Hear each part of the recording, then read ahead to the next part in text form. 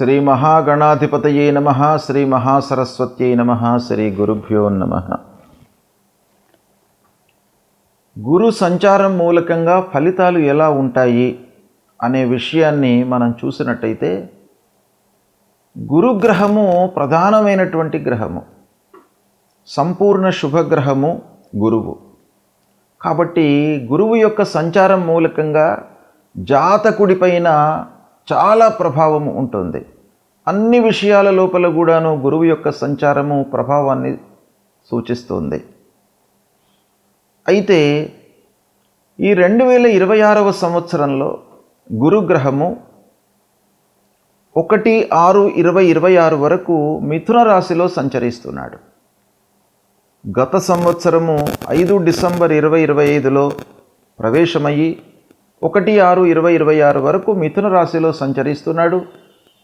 ఇందులో కొంత భాగం వక్రించి సంచారం జరుపుతున్నాడు, తదనంతరం రుజుమార్గంలోకి వస్తున్నాడు. కానీ రాశి మార్పు జరగలేదు, మొత్తం కూడాను మిథున రాశిలోనే 1 జూన్ వరకు ఉంటున్నాడు. గనక ఈ మిథున రాశిలో సంచరిస్తున్న సమయం లోపల 12 రాశులలో జన్మించినటువంటి వారికి ప్రత్యేకంగా గురువు యొక్క ప్రభావము ఎలా ఉంటుంది అనేటువంటి విషయం పైన మనం కాన్సన్ట్రేట్ చేద్దాం. వృషభ రాశి జాతకులకు ఈ మిథునంలో గురువు సంచరిస్తున్నటువంటి సమయం లోపల ఎలాంటి ఫలితాలు ఉండబోతున్నాయి, ఎలా ఉంటుంది ఈ కాలము అంటే 5 డిసెంబర్ 2025 నుండి 1/6/2026 మధ్యకాలంలో మిథున రాశిలో బృహస్పతి సంచరిస్తున్నాడు. అయితే ఈ సమయంలో వృషభ రాశి వారికి చాలా కలిసి వస్తుంది.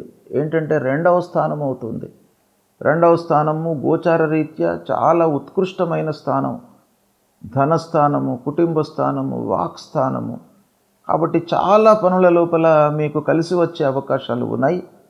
ఈ సమయాన్ని మీరు 100% యూజ్ చేసుకున్నట్టయితే చాలా సత్ఫలితాలను పొందుతారు. భవిష్యత్తు లోపల ఒక మంచి మార్గానికి మీరు బాట వేస్తారు. కాబట్టి ఈ సమయం పైన మీరు ఫోకస్ చేయండి. ఏమేం ఫలితాలు ఉండబోతున్నాయి అనే విషయాన్ని చూసినట్టయితే, ఆర్థికపరమైనటువంటి విషయాలలో మీకు పురోగతి కనబడుతుంది. ఈ సమయంలో కుటుంబం లోపల అందరితో కూడాను అన్యోన్యత పెరుగుతుంది. అన్నదమ్ములు, అక్కాచెల్లెళ్ళు, తర్వాత కుటుంబ పెద్దలు, వీళ్ళందరితో కూడాను మీకు ప్రేమ భావంతో ఉంటారు. దీన్ని మీరు ఉపయోగించుకున్నట్టయితే మీ లోపల ఒక విశ్వాసం పెరుగుతుంది. ఇక మాట యొక్క ప్రభావం బాగా ఉంటుంది ఈ సమయం లోపల. అంటే మీరు వేరే వారితో సంభాషిస్తున్నటువంటి సమయం లోపల కొంత జాగ్రత్తగా మీరు మాట్లాడుతుంటారు. అంటే యాదృచ్ఛికంగా మీరు మాట్లాడినప్పటికీ బాగా దాని ఎఫెక్ట్ అనేది మీకు బాగా కనబడుతుంది. ఆదాయ మార్గాలు మీకు పెరుగుతాయి. ఇక ముఖ్యమైనటువంటి విషయం ఏంటంటే, ధనస్థానంలో సంచరిస్తున్నాడు గురువు. కనుక మీరు సేవింగ్స్ పైన, పొదుపు పైన బాగా మనస్సు నిలుపుతారు. పాత అప్పులను రీపే చేస్తారు. ఈ సమయం లోపల పాత రుణాలన్నీ కూడాను మీరు తీర్చేసి చాలా ఆనందంగా, సుఖమయంగా ఈ సమయంలో ఉండే అవకాశాలు ఉన్నాయి. ఇక వ్యాపారస్తులకు వ్యాపారంలో విజయం చేకూరుతుంది. అన్ని విషయాలపైన చర్చించి మీరు నిర్ణయాలు తీసుకునే అవకాశం ఉంది. ఇక సాంఘికంగా అంటే సంఘంలో మీకు మంచి పేరు వచ్చే అవకాశాలు కూడా ఉన్నాయి. కీర్తి ప్రతిష్టలు, గొప్పవారితో, సమాజంలో మంచి స్థాయిలో ఉన్నటువంటి వారితో మీకు స్నేహం ఏర్పడుతుంది. ఇకపోతే తినే విషయం లోపల, ఆహార విషయం లోపల కొంత మంచి అలవాట్లను మీరు చేసుకునే అవకాశం కూడాను ఈ సమయం లోపల కనబడుతుంది.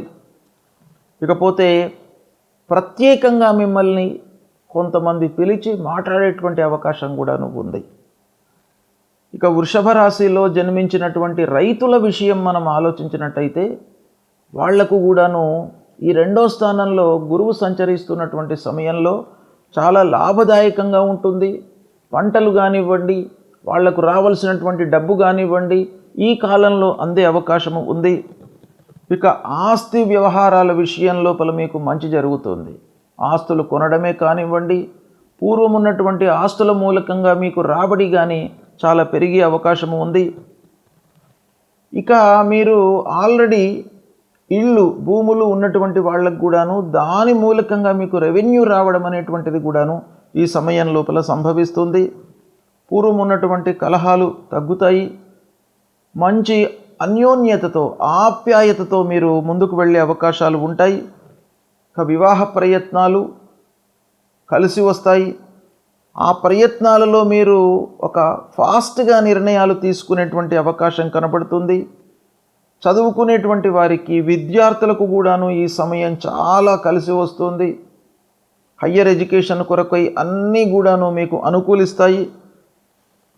ఇక ఉద్యోగం చేస్తున్నటువంటి వారి విషయం ఆలోచించినట్టయితే వాళ్ళ యొక్క స్కిల్స్ను యాజమాన్యము, హైయప్స్, అధికారులు అందరూ కూడాను గుర్తించే అవకాశాలు ఉన్నాయి. తద్వారా మీకు బోనస్ లభించే అవకాశాలు ఉన్నాయి. అంటే మీరు శాలరీ లోపల ఎన్హాన్స్మెంట్ అనేటువంటిది కనబడుతుంది. ఈ సమయం లోపల మీకు ఉన్నటువంటి స్నేహితుల యొక్క నెట్వర్క్ బాగా పెరుగుతుంది. అంటే చాలా మందితో మీరు సుహృద్భావంతో ఉండేటువంటి అవకాశం బాగా కనబడుతుంది.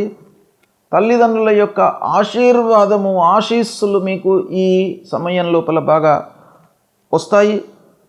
ఇకపోతే కుటుంబం లోపల అందరి యొక్క సహాయ సహకారాలు ఉండడం మూలకంగా మీరు కొత్త పనులు, కొత్త వ్యవహారాలు, ఇళ్ళు కొనడం కానివ్వండి, భూములు కొనడం కానివ్వండి, వాటిపైన మనసు నిలిపే అవకాశాలు ఎక్కువగా ఉన్నాయి. న్యాయపరమైనటువంటి సమస్యల నుండి విముక్తులవుతారు.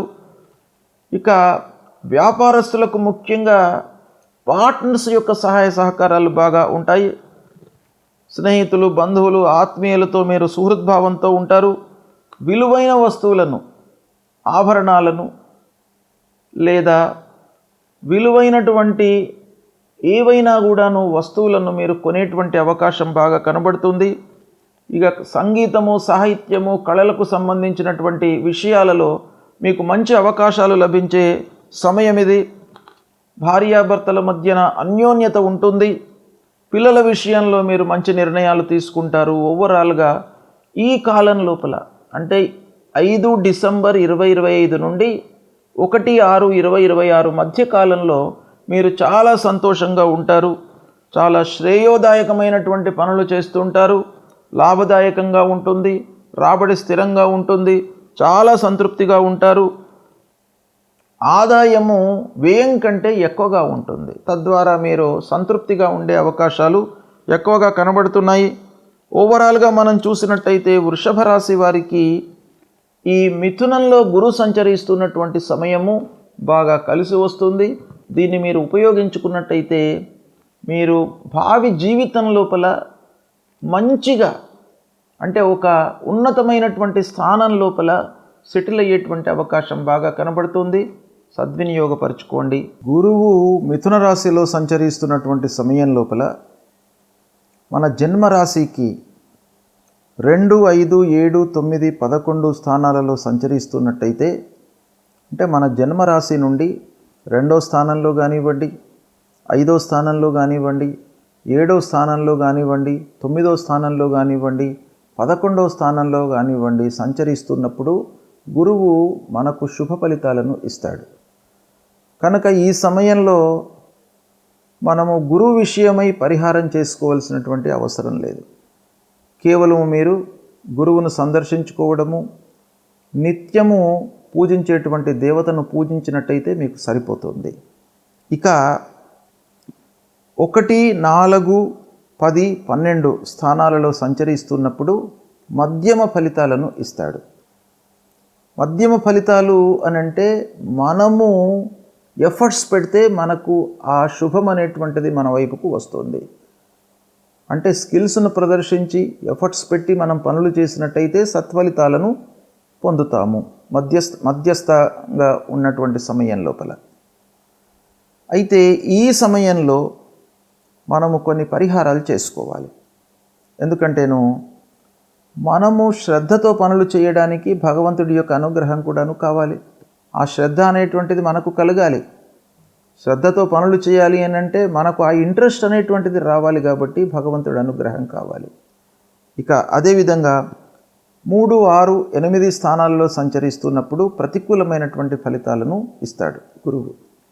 కాబట్టి ఓవరాల్గా మనం చూసినట్టయితే మధ్యస్థంగా ఉన్నప్పుడు, ప్రతికూలంగా ఉన్నప్పుడు తప్పకుండా మనం పరిహారాలు చేసుకోవాలి. అయితే గురువు విషయంలో మనం ఏం పరిహారం చేసుకోవాలి అనే విషయాన్ని మనం చూసినట్టయితే, గురువు సంబంధించినటువంటి మూలమంత్రం ఉంటుంది. దేవానాంచ ఋషీణాంచ గురుం కాంచన సన్నిభం వందనీయం త్రిలోకానాం తన్నమామి బృహస్పతిం అనేటువంటి ఈ మూలమంత్రాన్ని ప్రతినిత్యం కూడాను ఒక 16 మార్లు మీరు జపించినట్టయితే ఆ గురువు యొక్క అనుగ్రహం లభిస్తుంది. అంతేకాకుండా సద్గురువులను సందర్శించుకోండి. దత్తాత్రేయ స్వామి దేవాలయానికి వెళ్ళి ఆ భగవంతుడి యొక్క అనుగ్రహాన్ని పొందండి. దక్షిణామూర్తి స్తోత్ర పారాయణాన్ని చేయండి. అన్నిటికంటే ముఖ్యమైనటువంటిది గురువు యొక్క అనుగ్రహం రావడానికి తల్లిదండ్రులను సేవించండి. మాతృదేవో భవ పితృదేవో భవ అన్నారు.